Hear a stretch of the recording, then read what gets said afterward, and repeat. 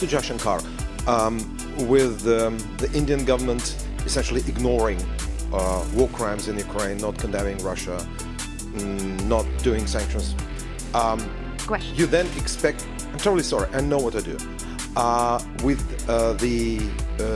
India counting on global support for in its struggle with China, its issues with China. How do you think you'll be trusted by others after that? Why do you think anyone will help Delhi after you didn't help others over Ukraine? Thank you.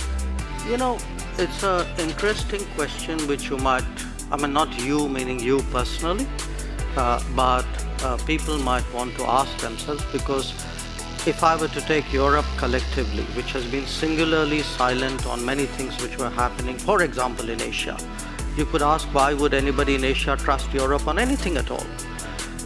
So here's the take.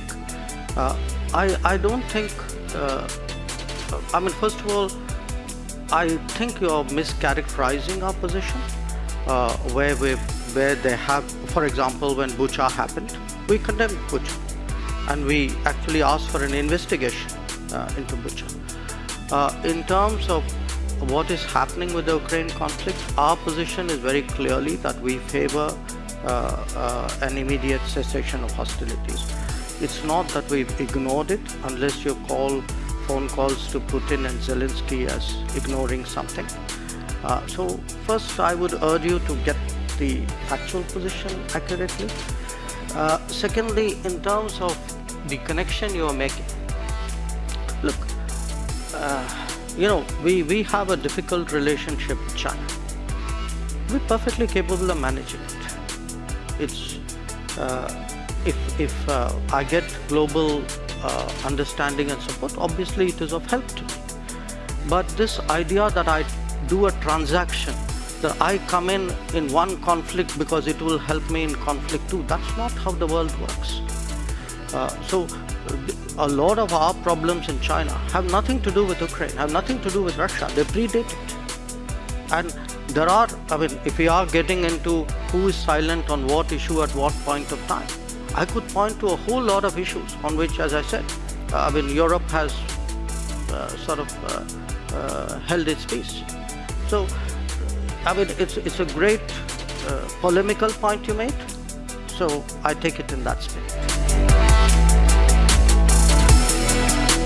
What our discourse must never accept is the normalization of such threats.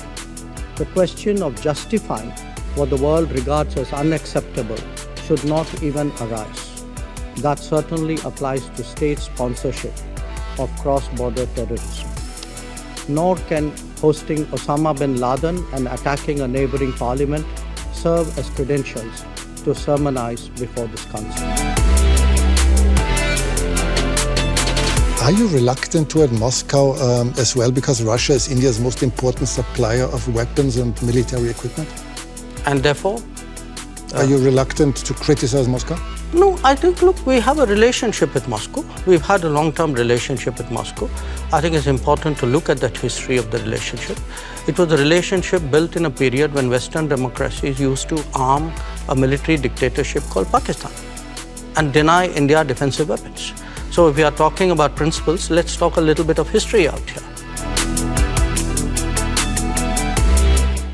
Look, people are entitled to have views about us.